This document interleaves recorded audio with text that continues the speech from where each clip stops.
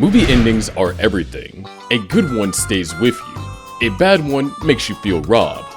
And then there's this other category. The ones that just punch you clean in the gut and leave you sitting there like, what just happened? That's what we're doing today, ranking the most brutal movie endings ever put on screen. Let's get into it.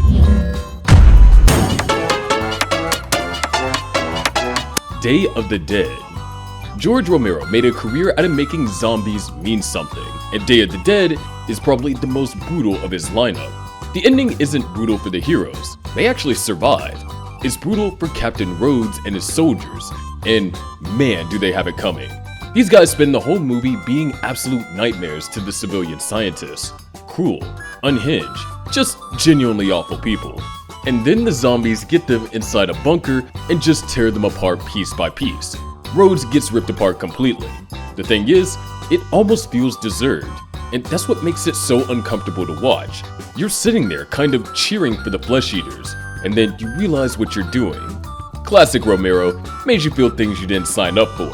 And if Romero making you cheer for the flesh eaters without even realizing it is your kind of thing, just wait till you see what's further up this list. And subscribe so you don't miss it. It gets so much worse from here. Drag Me to Hell. Sam Raimi is really something else. The title of this movie straight up tells you exactly what's going to happen. Drag me to hell. And you still don't see it coming. Christine spends the whole film fighting this curse, trying everything, going through absolute hell. And just when it looks like she's finally done it, that she's free, happy ending loading, she gets yanked down through a fiery portal straight into hell right on the train tracks. Done. Gone. No second chance. The title was the spoiler the whole time, and it still wrecked everyone. That's a special kind of brutal. Sam Raimi was not playing around with this one at all. Dead Alive. Before Peter Jackson was directing hobbits through Middle-earth, he was making one of the bloodiest zombie movies ever committed to film. Dead Alive, also known as Brain Dead, ends with the main character Lionel finishing off an entire zombie horde, including his own mother, with a lawnmower.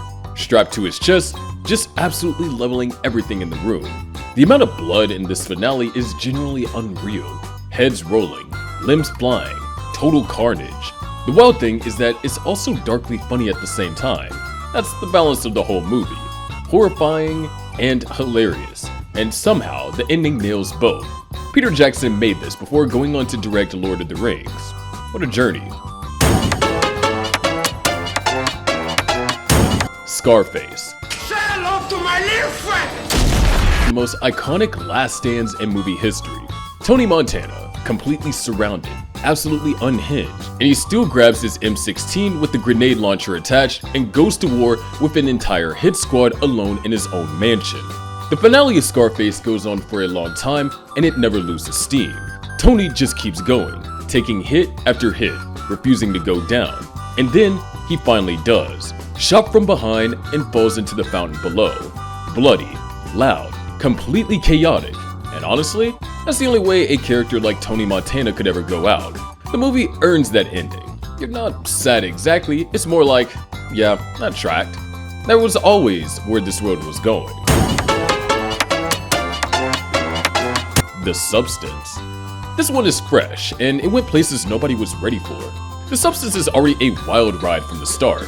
Demi Moore's character, Elizabeth, takes this drug that creates a younger version of herself named Sue, played by Margaret Qualley, and the two forms fight for control. By the end, the abuse of the drug has turned them into this unstable, deteriorating mutant creature. And then, on stage at a New Year's Eve show in front of a live audience, the whole thing just collapses and falls apart in the most grotesque way possible. Blood spraying everywhere, the head gets cut off, the crowd is completely drenched. It's one of those endings where your face is just stuck in a permanent cringe, but you genuinely cannot look away. One of the most creative and disturbing horror finales in years, no question. Night of the Living Dead. Romero again, because the man really knew how to end a film. Night of the Living Dead is where modern zombie movies were basically born, and its ending is still one of the most heartbreaking things in horror history. Ben is the last survivor. He makes it through the entire night. Zombies, chaos, horrible people locked in the basement. He survives all of it. And then in the morning, a group of people with rifles mistake him for a zombie and shoot him dead. Just like that, moments away from being saved, the film ends with still photographs of his body being dragged off and thrown onto a burning pyre with other corpses, like he was just another zombie to be cleared out. No triumph, no rescue, just emptiness. Romero was sending a message with that ending, and it still lands just as hard today. The Wild Bunch. Sam Peckinpah changes westerns forever with this one.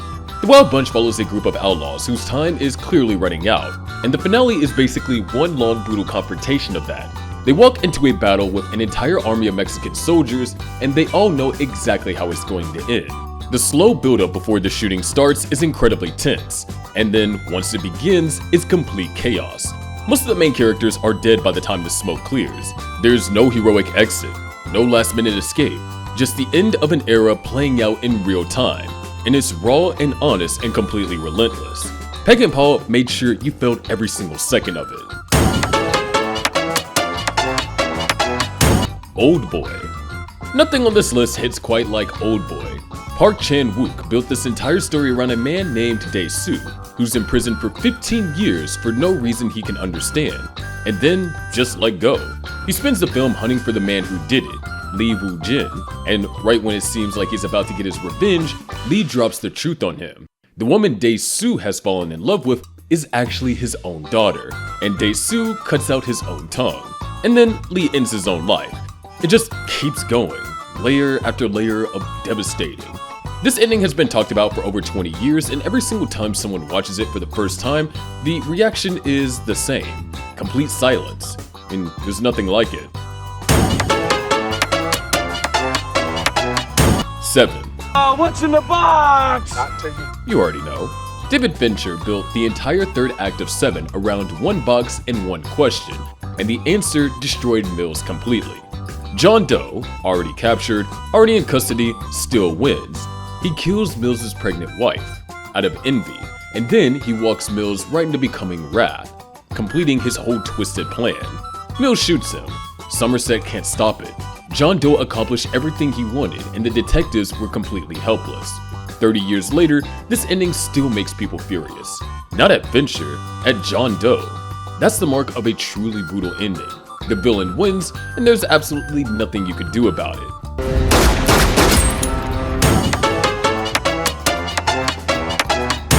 The Mist. There is no other ending on this list that comes close to The Mist. Frank Darabont took Stephen King's story and made a decision at the end that King himself said he wished he would have thought of it in the original. David and a few survivors are trapped, the monsters are closing in, and there's no hope left. So David makes the call. Mercy kills his son and the others to spare them from whatever the mist would do to them. Uses the last bullet on his own son. And then, seconds later, the mist clears. The military rolls in. They were moments away from being saved. David is left standing there with nothing. No words, just devastation. Almost 20 years later, and nothing has topped it. That ending hits differently every single time. It is the gold standard of brutality. And that's the list. No clean exits, no easy resolutions, just the story going exactly where it had to go. If this is your kind of content, subscribe to the channel and drop a like. It genuinely helps more than you think.